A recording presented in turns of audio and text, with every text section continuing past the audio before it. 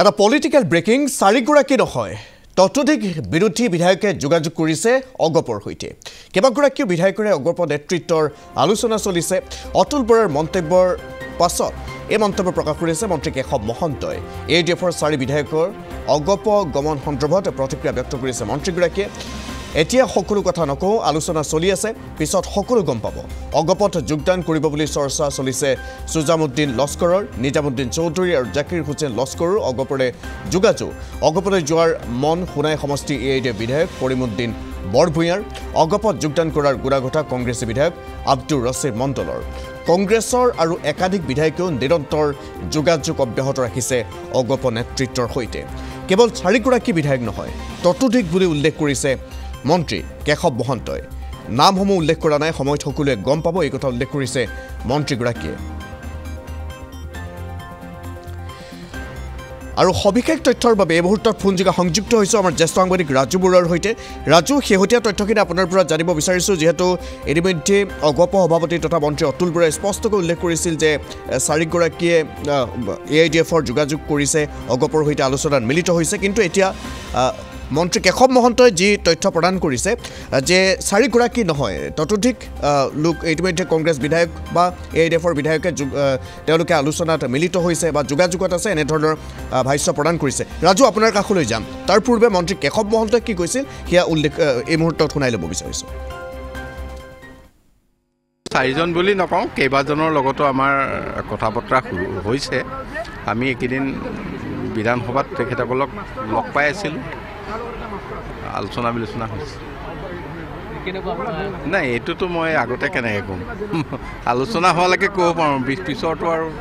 পিছত খাটাং হ'ব 4জন বুলি নকওঁ কেইবাজনৰ লগতো আমাৰ কথা বতৰা হৈছে আমি একেদিন বিধানসভাত তেখেতসকলক লগ পাই আছিলোঁ আলোচনা বিলোচনা হৈছে নাই এইটোতো মই আগতে কেনেকৈ ক'ম আলোচনা হোৱালৈকে ক'ব পাৰোঁ পিছৰটো আৰু পিছত খাটাং হ'ব 4জন বুলি নকওঁ কেইবাজনৰ লগতো আমাৰ জ্যেষ্ঠ সাংবাদিক ৰাজু বৰুৱা আমাৰ সৈতে ফোনযোগে সংযুক্ত হৈছে ৰাজু আজিৰ দিনটো মন্ত্ৰী কেশৱ মহন্তই যি ভাষ্য প্ৰদান কৰিছে যে 4গৰাকী নহয় কেইবাগৰাকীও বিধায়কে অগপ নেতৃত্বৰ সৈতে যোগাযোগত আছে এই ভাষ্য প্ৰদান কৰিছে শেহতীয়া তথ্যখিনি আপুনি কেনেধৰণৰ লাভ কৰিছে সূত্ৰৰ পৰা ৰাজু চাওক 27 তাৰিখ 28 তাৰিখ 29 তাৰিখ এই তিনিটা দিন 27 নৱেম্বৰ 28 নৱেম্বৰ 29 নৱেম্বৰ এই তিনিটা দিনতে যদি চোৱা যায় তেনেহ'লে এআইডিএফৰ বহুকেইগৰাকী বিধায়কক আমি দেখিছিলোঁ যে অসম গণ পৰিষদৰ যি বিধায়িনী কক্ষ আছে তেওঁলোকে কেশৱ মহন্তই কিছু সময়ৰ পূৰ্বে যি মন্ত্ৰীগৰাকীয়ে যি কথা উল্লেখ কৰিছে বা বিজেপিৰ অসম গণ পৰিষদৰ কাৰ্যকৰী সভাপতিগৰাকীয়ে উল্লেখ কৰা ধৰণেই যে এআইডিএফৰ বহুকেইগৰাকী বিধায়কে তেনেধৰণে তেওঁলোকৰ বিধায়িনী কক্ষলৈ আহিছে তেওঁলোকৰ সৈতে কথা পাতিছে আৰু এই সময়ছোৱাত যদি চাওঁ তেনেহ'লে হাইলাকান্দি জিলাৰ 3গৰাকী বিধায়ক এআইডিএফৰ জাকিৰ হুছেইন লস্কৰ নিজামুদ্দিন চৌধুৰী সুজামুদ্দিন লস্কৰ তিনিটা সমষ্টিৰ 3গৰাকী বিধায়ক আছিল হাইলাকান্দি আলগাপুৰ আৰু কাটলিচাৰা এই তিনিওগৰাকী বিধায়কৰ বাবে সমষ্টি বৰ্তমান এটাই আছে সেইটো হৈছে আলগাপুৰ কাটলিচাৰা কাৰণ হাইলাকান্দি যিটো সমষ্টি থাকিল সেই সমষ্টিটো এতিয়া হিন্দু ধৰ্মাৱলম্বীৰ কাৰণে এক প্ৰকাৰ হিন্দু ভোটাৰৰ কাৰণে এটা ভাল সমষ্টি য'ত বা তেওঁলোকেও জানে যে তেওঁলোকে এই সমষ্টিটোৰ পৰা আৰু হাইলাকান্দিৰ পৰা তেওঁলোক জিকি আহিব নোৱাৰে গতিকে সমষ্টি পুনৰ নিৰ্ধাৰণৰ পিছত হাইলাকান্দি জিলাখনত যিহেতু 3টা সমষ্টিৰ পৰা 2টা সমষ্টি হ'ল গতিকে এতিয়া তেওঁলোকে এই 3গৰাকী বিধায়ক আলগাপুৰ কাটলিচাৰা আৰু হাইলাকান্দিৰ পূৰ্বৰ নিজামুদ্দিন চৌধুৰী সুজামুদ্দিন লস্কৰ আৰু জাকিৰ হুছেইন লস্কৰৰ বাবে সমষ্টি এটাই সেইটো হৈছে আলগাপুৰ কাটলিচাৰা গতিকে তেওঁলোকে এই 3গৰাকী বিধায়কে যিকোনো এগৰাকী এআইডিএফৰ পৰা টিকট পাব কিন্তু গতিকে 3গৰাকীয়ে পূৰ্বৰ পৰাই প্ৰায় এই সমষ্টি পুনৰ নিৰ্ধাৰণৰ পৰা তেওঁলোকৰ মাজত যিটো খোৱা কামৰা আছিলে এটা সময়ত গৈ তেওঁলোকৰ আনকি দলটোৰ নেতৃত্বৰ বিৰুদ্ধেও তেওঁলোকে কিছু কথা কোৱা আৰম্ভ কৰিলে আৰু তেতিয়াৰ পৰা দলৰ নেতৃত্বৰ বিৰুদ্ধে গৈ এতিয়া বৰ্তমান 3গৰাকীয়ে শাস্তিৰ সন্মুখীন হৈছে 2গৰাকী নিলম্বিত হৈ আছে এগৰাকী চৌকজৰ সন্মুখীন হৈ আছে আৰু এই 3গৰাকীয়ে বৰ্তমান যদি চিন্তা চৰ্চা চোৱা যায় তেনেহ'লে তেওঁলোকে অসম গণ পৰিষদৰ সৈতে তেওঁলোকৰ দূৰত্ব লাহে লাহে তেওঁলোকে কমাই আনি অসম গণ পৰিষদৰ খুব বেছি ওচৰ চাপিছে বা তেওঁলোকৰ ভাতঘৰত সোমাবলৈ তেওঁলোকে চেষ্টা কৰিছে আৰু অসম গণ পৰিষদৰ নেতৃত্বই তেওঁলোকক অনাৰ বৰ্তমান কুচকাৱাজ তেওঁলোকে চলাই আছে ইয়াৰ সমান্তৰালভাৱে আমি যদি কৰিমুদ্দিন বৰভূঞাৰ কথাটো চাওঁ, এইবাৰ অসম বিধানসভাৰ শীতকালীন অধিৱেশন চলি থকাৰ মাজতে 28 নৱেম্বৰৰ দিনটোত কৰিমুদ্দিন বৰভূঞাই বিধায়িনী কক্ষ অসম গণ পৰিষদৰ বিধায়িনী কক্ষৰ পৰাই কৈছিল যে জানুৱাৰীত তেওঁ অসম গণ পৰিষদত যোগদান কৰিব। এইটো কথা তেওঁ পৰৱৰ্তী সময়ত অৱশ্যে ধেমালি বুলি তেওঁ কৈছে, কিন্তু এনেধৰণৰ বহু কথা কেতিয়াবা ধেমালিত কোৱা কথা সঁচা হৈ যায়। ৰাজনীতিত বহু সময়তে আমি দেখিছো তেওঁলোকে প্ৰথমতে অস্বীকাৰ কৰে, তাৰ পৰৱৰ্তী সময়ত তেওঁলোকে এটা ৰাজনীতিক কিবা কথা বুজাবলৈ চেষ্টা কৰে। একেবাৰে ঠিক, আকাৰে ইংগিতে তেওঁলোকে বুজাবলৈ চেষ্টা কৰিছে আৰু এই কথাটোক কিন্তু অসম গণ পৰিষদৰ নেতৃত্বই অস্বীকাৰ কৰা নাই। আপুনি যদি ৰমেন্দ্ৰ নাৰায়ণ কলিতাই প্ৰথমতে তেওঁ এই কথাটো ক'লে যে এই কথাবোৰ হয়, তাৰপিছত সভাপতি অতুল বৰাই ক'লে, বিধানসভাৰ যেতিয়া বাহিৰলৈ তেওঁ ওলাই আহিল, তেওঁক যেতিয়া আমি সুধিলো তেতিয়া তেওঁ এই কথাটো ক'লে যে বহু কেইগৰাকী তেনেধৰণে বিধায়কে অসম গণ পৰিষদৰ সৈতে যোগাযোগ কৰিছে আৰু তেওঁলোকেও এই বিষয়টো চিন্তা চৰ্চা চলাই আছে। আৰু আজিৰ দিনটোত আমি দেখিছো যে কাৰ্যকৰী সভাপতি যিগৰাকী কেশৱ মহন্তই এই কথাটো উল্লেখ কৰিছে। এতিয়া কথা হ'ল বৰাক উপত্যকাৰ এই 4 গৰাকী বিধায়ক, তাৰ উপৰি আৰু এগৰাকী বিধায়ক আছে, সেইগৰাকী হৈছে ছিদ্দিক আহমেদ। তেওঁৰ পূৰ্বৰে পৰাই এই চৰ্চাটো চলি আছে। দক্ষিণ কৰিমগঞ্জৰ যিগৰাকী কংগ্ৰেছী বিধায়ক ছিদ্দিক আহমেদ, প্ৰাক্তন মন্ত্ৰী তেওঁ, সেই ছিদ্দিক আহমেদৰো, কাৰণ কংগ্ৰেছে তেওঁক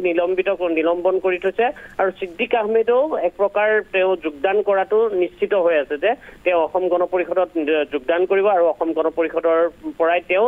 2026 নিৰ্বাচনত অৱতীৰ্ণ হ'ব। আৰু তাৰ বাবে অৱশ্যে তেওঁলোকে এই যি অপেক্ষাটো আছে যে এতিয়ালৈকে যোগদান নকৰাৰ যিটো অপেক্ষা, সেই অপেক্ষাটোৰ যদি আমি যুক্তিটো চাবলৈ যাওঁ তেনেহ'লে মুখ্যমন্ত্ৰী ডক্টৰ হিমন্ত বিশ্ব শৰ্মাই কেইদিনমান পূৰ্বে শশীকান্ত দাসৰ ক্ষেত্ৰত এটা তেওঁ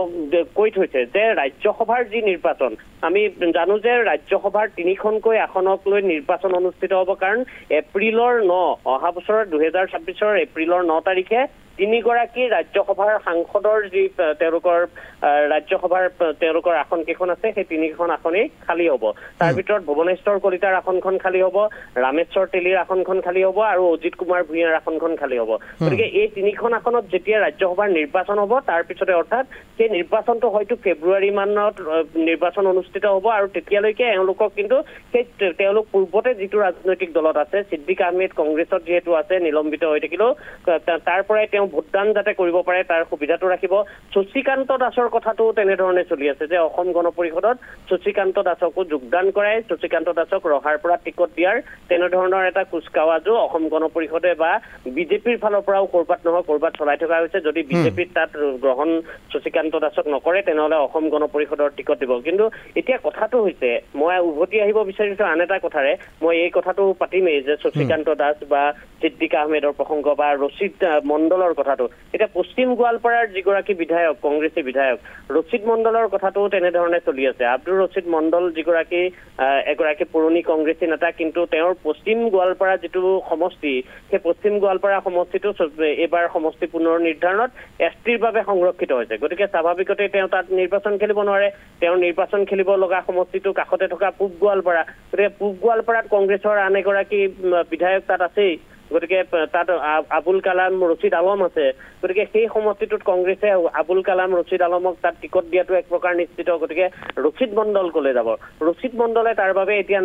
আন এটা ৰাজনৈতিক দল তেওঁ বিচাৰিবলগীয়া হৈছে। সেইটো হয়তো অসম গণ পৰিষদ হ'ব পাৰে বা আন ৰাজনৈতিক দলো হ'ব পাৰে। অসম গণ পৰিষদৰ চৰ্চাটো এইবাবেই চলিছে যে পূৰ্বতে তেওঁ অসম গণ পৰিষদ এসময়ত আছিলে। গতিকে সেই তেনেকুৱা কথা কিছুমানে এই মুহূৰ্তত এনেধৰণে চলি আছে আৰু ৰচিদ মণ্ডলৰ প্ৰসংগটো আহিছে সেইবাবেই। আৰু শশীকান্ত দাসৰ কথাটো মই যিহেতু কৈছো, শশীকান্ত দাসক লৈও তেনেধৰণৰ জল্পনা কল্পনা ইতিমধ্যে আৰম্ভ হৈছে। তাক লৈ ইতিমধ্যে আমি বাতৰিও সম্প্ৰচাৰ কৰিছো। কিন্তু ইয়াৰ মাজতে আন এটা কথা আহিছে যে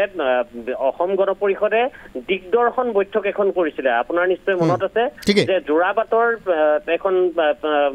হোটেলত তেওঁলোকে দিগদৰ্শন বৈঠক কৰিছিল দুদিনীয়া। আৰু সেই দিগদৰ্শন বৈঠকত কিন্তু এইবাৰ অসম গণ পৰিষদে এটা তেওঁলোকৰ সিদ্ধান্ত গ্ৰহণ কৰিছিল। তেওঁলোকে এটা সিদ্ধান্ত লৈছিল যে বেছি তেওঁলোকে সংখ্যালঘু সমষ্টিত তেওঁলোকে নিৰ্বাচন খেলাক লৈ তেওঁলোকৰ বৰ মন তেওঁলোকৰ নাই। কাৰণ তেওঁলোকেও জানে যে বিগ ব্ৰাদাৰ বিজেপিয়ে তেওঁলোকক অধিকাংশ সংখ্যালঘু অধ্যুষিত সমষ্টি দিব। গতিকে সংখ্যালঘু অধ্যুষিত সমষ্টি য'ত বিজেপিয়ে বলে নোৱাৰে সেই 22টা যি সমষ্টি বিজেপিয়ে কৈ আছে, মুখ্যমন্ত্ৰীয়ে কৈ আছে যে যিসমূহ সমষ্টি কংগ্ৰেছ বা বিৰোধীক তেওঁলোকে দি দিব বিচাৰিছে, ৱাক অভাৰ দিব বিচাৰিছে, সেই তেনেকুৱা সমষ্টিয়ে অসম গণ পৰিষদক গটোৱাৰো এটা প্ৰক্ৰিয়া বৰ্তমান চলি আছে। কিন্তু এই ক্ষেত্ৰত অসম গণ পৰিষদে এইটোও বুজাই দিব বিচাৰিছে যে অসম গণ পৰিষদে তেনেকুৱা সমষ্টিত তেওঁলোকে নিৰ্বাচন খেলিবলৈ তেওঁলোকৰ মন নাই। তেওঁলোকৰ নিৰ্বাচন খেলাৰ মন ভাল যিখিনি উজনি অসমৰ সমষ্টি আছে বা অন্যান্য য'ত সংখ্যাগুৰুৰ প্ৰভাৱ বেছি, সংখ্যালঘুতকৈ সংখ্যাগুৰু ভোটাৰৰ প্ৰভাৱ বেছি, তেনে সমষ্টিহে তেওঁলোকক লাগে। গতিকে এই সময়ছোৱাত এফালে যদি এই কথাবোৰ চলি আছে যে বৰাক ভেলীৰ এই জাকিৰ হুছেইন লস্কৰ, নিজামুদ্দিন চৌধুৰী, সুজামুদ্দিন লস্কৰ, কৰিমুদ্দিন বৰভূঞা, ছিদ্দিক আহমেদ, এওঁলোকৰ কথাসমূহ চলি থকাৰ সমান্তৰালভাৱে কিন্তু এই দিশটোও আছে। অসম গণ পৰিষদৰ নেতৃত্বই বাৰম্বাৰ এটা কথা কৈ দিব বিচাৰিছে যে তেওঁলোকক সংখ্যালঘু প্ৰধান সমষ্টিসমূহতকৈ তেওঁলোকক লাগে সংখ্যাগুৰু প্ৰধান সমষ্টিয়ে। ঠিক আছে ৰাজু, এই মুহূৰ্তত আপোনাক আমি ধন্যবাদ জ্ঞাপন কৰিছোঁ সমগ্ৰ বিষয়টো সন্দৰ্ভত সবিস্তাৰে আপুনি তথ্যখিনি আমাক জনোৱাৰ বাবে।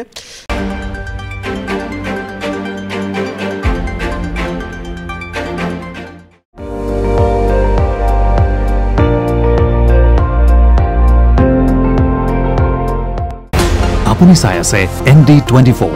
সৰ্বশ্ৰেষ্ঠ নহয় সৰ্বোত্তমৰ দৌৰ।